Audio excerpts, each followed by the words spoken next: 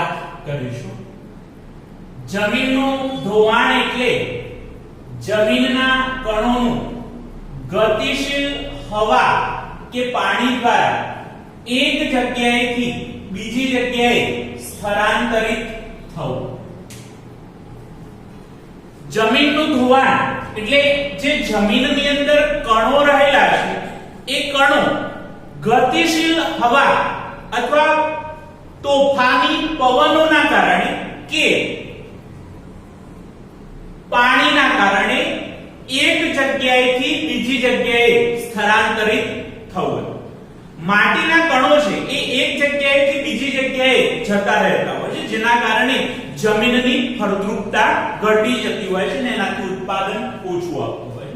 બીજા શબ્દોમાં કહીએ તો જમીનના ઉપરના કણોનું કુદરતી પરિબળ દ્વારા અન્યત્ર સ્થળાંતરિત થવું। જમીનની ઉપરનું જે પડ રહેલું છે એ પડની અંદર જે માટીના કણો રહેલા છે એ કણો કુદરતી પરિબળોમાં ખાસ કરીને ગતિશીલ હવા અથવા તો પાણી એ બંનેનો સમાવેશ થાય। તો કુદરતી પરિબળોના કારણે અન્યત્ર એટલે કે બીજી જગ્યાએ સ્થળાંતરિત થવું। ફરીથી એકવાર રિપીટ કરું છું કે જમીનના ઉપરના કણોનું કુદરતી પરિબળો દ્વારા અન્યત્ર સ્થળાંતરિત થવું। જમીનનું ઉપરનું પડ બનતા વર્ષોના વર્ષો લાગે છે। ભારે વરસાદ કે તોફાની પવનો ના કારણે જમીનના કણો થોડા દિવસમાં ખેંચાઈ જાય તો ખેત ઉત્પાદન ઘટે છે। હવે જમીનનું ઉપરનું સ્તર છે, જે ઉપરનું પડ છે, એ પડ બનતા વર્ષોના વર્ષો લાગતા હોય છે અને ગતિશીલ હવાના કારણે અથવા તો ભારે વરસાદના કારણે જ્યારે માટીના કણો બીજી જગ્યાએ ખેંચાઈને ચાલ્યા જાય ત્યારે એ જમીનની ફળદ્રુપતા ઘટી જતી હોય છે અને જમીનની ફળદ્રુપતા ઘટી જાય તો આખરે ખેત ઉત્પાદન પણ ઘટી જતું હોય છે। આ પડની જાળવણી ખેતી માટે અત્યંત જરૂરી છે। આથી જમીનનું ધોવાણ અટકાવવું જોઈએ। ભારત એક ખેતી પ્રધાન દેશ છે। મોટાભાગના લોકોનો મુખ્ય વ્યવસાય ખેતી છે અને બીજા નંબરમાં વસ્તીનું પ્રમાણ વધુ છે। હવે આ રીતે જો જમીનનું ધોવાણ થતું રહેશે તો ખેડૂતોને ઉત્પાદનમાં નુકસાન થશે, એટલે કે ઉત્પાદન ઘણું ઓછું થશે અને જો ઉત્પાદન ઓછું થશે તો લોકોને જીવન જરૂરિયાતની ચીજવસ્તુઓ પ્રાપ્ત થઈ શકશે નહીં, જેના કારણે જીવન ધોરણ નીચું જશે। એટલે જમીનનું ધોવાણ થતું અટકાવવું એ આજના સમયમાં ખૂબ જરૂરી છે। હવે આપણે જમીનનું ધોવાણ અટકાવવાના ઉપાયોની વાત કરીએ તો સૌથી પહેલો જે ઉપાય છે કે જમીન પર ચરાણ પ્રવૃત્તિઓને નિયંત્રણમાં લેવી। જમીન ઉપર એકના એક જગ્યાએ વારંવાર પશુઓને ચરાવવામાં આવતા હોય છે, જેના કારણે ઉપરનો જે ઘાસ હોય છે એ નષ્ટ થઈ જતું હોય છે અને એના કારણે જમીનનું ધોવાણ થતું હોય છે, કારણ કે ઘાસના જે મૂળ હોય એ જમીનને જકડી રાખતા હોય છે, જેના કારણે જમીનનું ધોવાણ થતું નથી। માટે ચરાણની પ્રવૃત્તિ પર નિયંત્રણ રાખવું જોઈએ। ઢોરાવવાળી જમીનમાં સમોચ્ચ રેખીય પગથિયાની તરાહથી વાવેતર કરવું જોઈએ।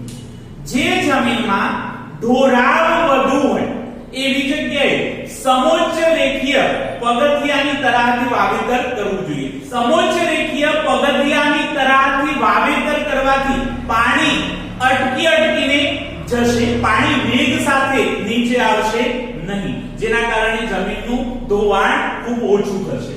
ત્રીજા નંબરમાં પડતર જમીનમાં વૃક્ષોનું વાવેતર કરવું જોઈએ। આપણી પાસે લગભગ 8% જેટલી જમીન પડતર પડેલી છે, જેનો આપણે કોઈ ઉપયોગ કરતા નથી, તો આવી જમીનમાં વૃક્ષોનું વાવેતર કરવું જોઈએ, જેના કારણે ધોવાણ ઉપર અંકુશ રાખી શકાય। ચોથા નંબરમાં પાણીના વહેરા પડી ગયા હોય ત્યાં આડબંધ બનાવવા જોઈએ। એકના એક પાણી વારંવાર પસાર થતું હોય તો એનાથી પાણીના વહેરા પડી જતા હોય છે અને એનાથી જમીનનું ધોવાણ વધુ થતું હોય છે. તો આ જે જગ્યાએ વહેરા પડી ગયા હોય ત્યાં આડબંધ બાંધવું જોઈએ, જેના કારણે પાણીનો સંગ્રહ થશે અને જમીનનું ધોવાણ થતું અટકશે. પાણીનો વેગ ધીમો પાડવા ઢારવાળા ખેતરમાં ઊંડી ખેડ કરવી જોઈએ. જે જગ્યાએ ઢારવાળા ખેતરો હોય એ જગ્યાએ વધુમાં વધુ ઊંડી ખેડ કરવી જોઈએ, જેના કારણે પાણી એ જમીનની અંદર શોષાઈ જશે અને વેગથી પાણી એ નીચેની તરફ જશે નહીં. તો આ આપણે જમીન ધોવાણ અને એને અટકાવવાના ઉપાયોની વાત કરી. ફરીથી રિપીટ કરું છું કે જમીનનું ધોવાણ એટલે જમીનના કણોનું ગતિશીલ હવા કે પાણીના કારણે એક જગ્યાએથી બીજી જગ્યાએ સ્થળાંતરિત થવું અથવા જમીનના ઉપરના કણોનું કુદરતી પરિબળો દ્વારા અન્ય જગ્યાએ સ્થળાંતરિત થઈ જવું. જમીનનું પડ બનતા વર્ષોના વર્ષ લાગે છે અને આ રીતે ગતિશીલ હવા અથવા તો વરસાદના કારણે જ્યારે જમીનનું ધોવાણ થતું હોય ત્યારે એની ફળદ્રુપતા ઘટી જતી હોય છે અને એની સીધી અસર એ ખેત ઉત્પાદન ઉપર પડતી હોય છે. માટે આપણે જમીનનું ધોવાણ અટકાવવું જોઈએ. જમીનનું ધોવાણ અટકાવવાના ઉપાયો, પહેલો ઉપાય છે કે જમીન પર પશુચરણની પ્રવૃત્તિ પર નિયંત્રણ રાખવું જોઈએ. બીજા નંબરમાં ઢોરાવવાળી જમીનમાં સમોચ્ચ રેખીય પગથિયાની તરાહનું વાવેતર કરવું જોઈએ. ત્રીજા નંબરમાં પડતર જમીનમાં વૃક્ષારોપણ કરવું જોઈએ. ચોથા નંબરમાં પાણીના વહેરા પડી ગયા હોય ત્યાં આડબંધ બાંધવું જોઈએ અને પાંચમા નંબરમાં પાણીનો વેગ ધીમો પાડવા માટે ધારવાળા ખેતરમાં ઊંડી ખેડ કરવી જોઈએ. ત્યાર પછીનો પોઈન્ટ છે ભૂમિ સંરક્ષણ. સૌથી પહેલા ભૂમિ સંરક્ષણ એટલે શું એની આપણે વાત કરીએ તો ભૂમિ સંરક્ષણ એટલે જમીનનું ધોવાણ થતું રોકીને જમીનની ગુણવત્તા જાળવવી.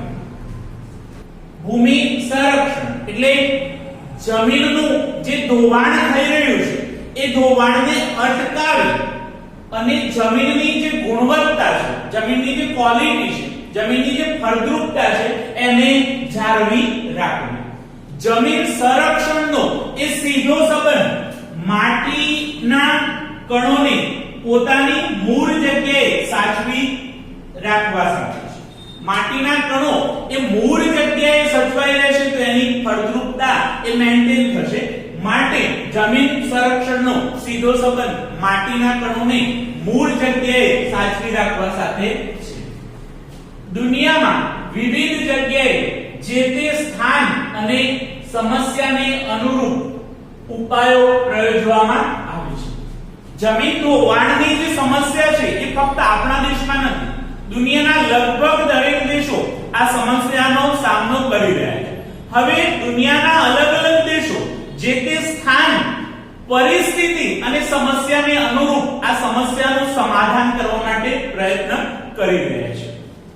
જો ભૂમિ સંરક્ષણ ન થાય તો પૂરની શક્યતા વધી જશે અને જાનમાલની સલામતીના જોખમો ઊભા થશે.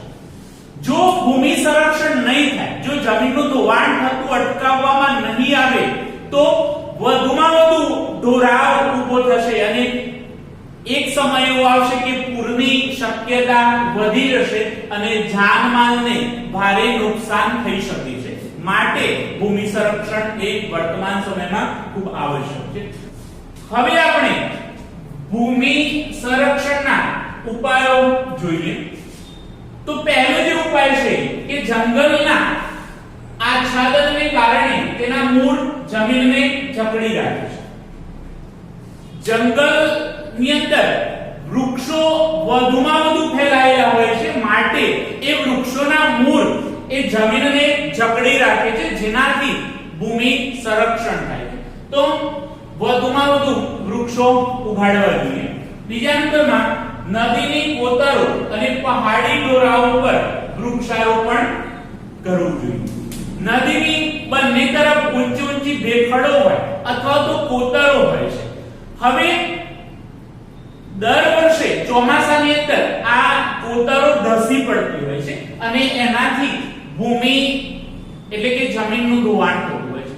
તો નદીની કોતરો અને જે જગ્યાએ પહાડી ડોરાવ હોય એ જગ્યાએ વધુમાં વધુ વૃક્ષો વાવવા જોઈએ, જેના કારણે વૃક્ષોના મૂળ એ જમીનને જકડી રાખે.